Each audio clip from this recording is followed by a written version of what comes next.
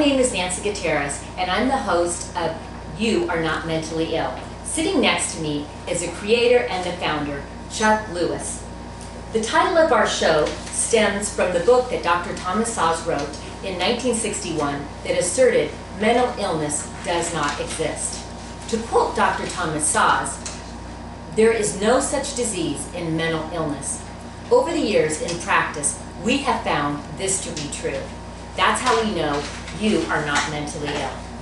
The topic of our show today is why people commit suicide and how to stop suicidal thoughts in 3 simple steps. When you feel depressed or suicidal, please check with your doctor to see if there's any medical condition that could be causing this, or to see if there's any prescription medicine that you are taking that may cause you to feel depressed. The tragedy of suicide occurs every single day. According to the Center of Disease Control and Prevention, in 2018, suicide was the second leading cause of death between the ages of 10 and 34, and the 10th leading cause of death overall in the United States. Depression is a common disorder which is characterized by feelings of persistent sadness and lack of motivation. 17% of all of the population will experience major depression in their lifetime. But most will have only short periods of depression, which won't last very long, unless it impacts your ability to function on a daily basis. Some symptoms of depression include a change in your appetite, a change in your sleep patterns, decreased energy or fatigue, feelings of helplessness or hopelessness, a lack of pleasure from activities you once used to do, feelings of worthlessness, feelings of increased irritability or anger, or thoughts or plans of suicide or self-harm. With all these symptoms of depression, give me your thoughts, Chuck, on this. You know, actually, suicide is when you feel depressed. That leads into the suicidal feelings. Suicidal feelings and depression are cyclic, they don't stick around. But even people that the risk factors for suicide, most of them do not commit suicide. It's very difficult for people to determine who will commit suicide. Incidentally, we're working on a way to determine that, but we haven't done that yet. The other thing is that people experience feelings of depression and suicidal thoughts under stress. And I want to emphasize that, under stress. That's the cause of people feeling suicidal. They also feel stressed out when they have physical changes or life changes that cause them to have problems. And if the problem gets too hard and too difficult for them to bear, they may see it that there's no other way to escape from this problem but suicide. And so that's why they have these suicidal thoughts. Chuck, can suicidal people be homicidal also? Like the kids that killed all those kids in Columbine and then killed themselves? Yes, you know, see, the suicide is a fight or flight hormone. It's a defense system, but it's a fight or flight system. Now, the fight part is the homicidal part of it, where they kill other people. And the suicidal part is the part where they kill themselves. I have a quick question for you. If someone is homicidal, why do they commit suicide as well? I mean, why are they killing people and then killing themselves? What is the correlation with that? Well, there's a combination because they get the hormone that's a fight or flight. So that's the part of it. It's a fight or flight. And so it builds up so intense that they have no way out. And then when they shoot up all these people, then they're ravaged by guilt that gets in there because they feel guilty and they feel that they should punish themselves in a way. So that's what happens with that. Wow. The title of today's show is Why People Commit Suicide and How to Stop Suicidal Thoughts in 3 simple steps. Would you give our viewers some background as to how you came up with this idea? Okay, let me go with this because I did some work on this. Humans, pre-humans have been around for 5 to 7 million years ago. They were kind of like more like ape-like, see? And what happened was their predators were bigger stronger, and faster. So the body began to develop hormones to have them try and get away to survive. And so it kept developing these systems. And even though they would die more from being eaten than from old age, but they still would use the adrenaline to get away. So when a predator was there, chasing them, they would run or hide or climb a tree or do something and use up the adrenaline. Well, as time went by, the human body developed more and more defenses and hormones so that as soon as the danger is there, they see it and they react. And so they don't think about it, they just react and run, just like you would do if a dog or a cat was chasing you. So for those millions of years, the body continued to develop this approach.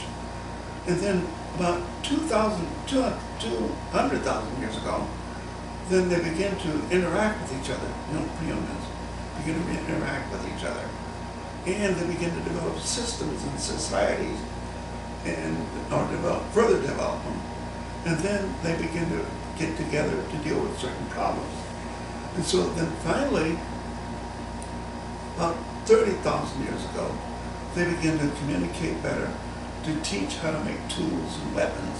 And then they begin to organize to where they can now defend themselves as a group against bigger predators. But what happened is they developed an emotion, and with the words, now they didn't have to see a predator. You could just tell them there's a predator, or you can insult them, and the hormones increase as if something's chasing them. And so that's how that worked.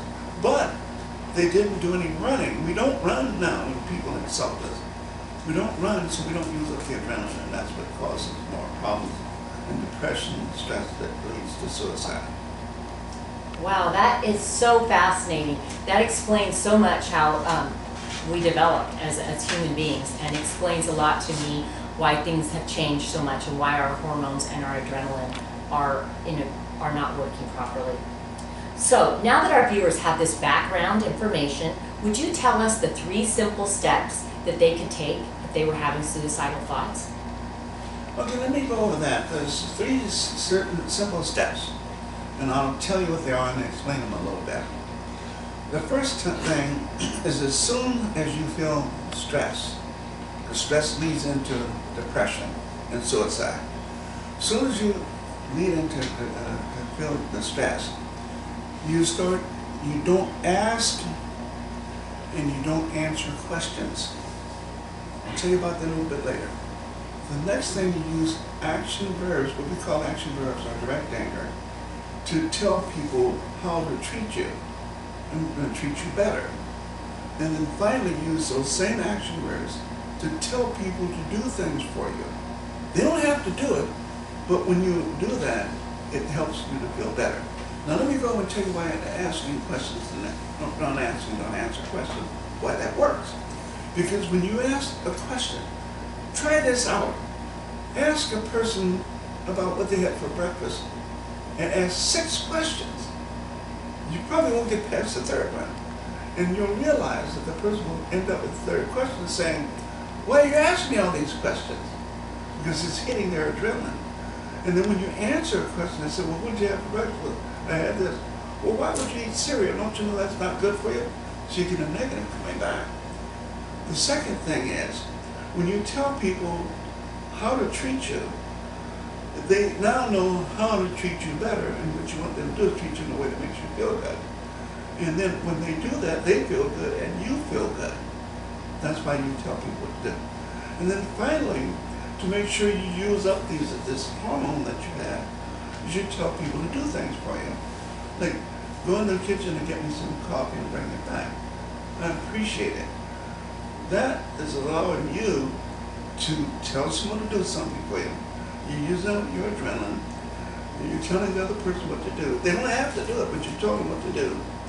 And now they feel good because you're empowering them to be successful. And so that's how these work. And then finally, it's a good idea to sit in the sun when you're feeling depressed. if no sun's out there, send under a light in your house, and that will ease the depression. Wow, that is very impactful, Chuck. I am confident that if someone uses these techniques and does this, it will help them tremendously not to do that, not to commit suicide. Like I said at our last show, I am a Lewis Approach Advanced Class learner. How can someone, if they are interested in doing the Lewis Approach, learn how to do this Lewis Approach so they can realize the benefits that they can get from doing this? Now, let me tell you how you can get more information out of this. I was thinking about something else. I'll tell you later. I'm thinking of those chips up there. Here's how you can get some more information.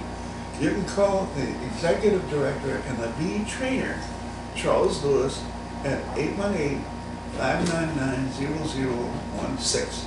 Or you can go and email him at charles@lewisapproach.com. And for further information about the Lewis Approach, you go to www.lewisapproach.com and get more information about what we do. That was a great show, Chuck. Let me tell the people how I got started doing the Lewis Approach. I bought this book, and it has been worth its weight in gold. That's how I started the Lewis Approach. So if you are interested in learning about this book or purchasing this book, you can find it on their website also. What topic are we planning on doing next week, Chuck? Or what topic is our next show, Chuck? Well, the next topic I think is really informative, and people will get a lot out of this one. Because a lot of people, maybe 85% of the people, have low self-esteem. And so what we're going to do is we're going to talk about how you can build your self-esteem and confidence even when you've been put down by somebody. Wow, that sounds super valuable. With everything that's going on right now and people having such low self-esteem by being locked in their homes, I'm sure that this will be very impactful to all of our viewers. Until next time, remember, you are not mentally ill. All you have to do is learn how to solve life's problems, and the Lewis Approach can do that for you. I just want to mention one more thing while we're on the camera. See, I think, Nancy, you would be one of the great trainers. That's what I'm really thinking about. So, I'm really happy about that. I'm going to be a trainer. Are you kidding? My hairdresser says to me, "Wow, you don't get money for this?" I go, "No." "Well, why do you do it then?" I go, "Well, this is, whatever, right?"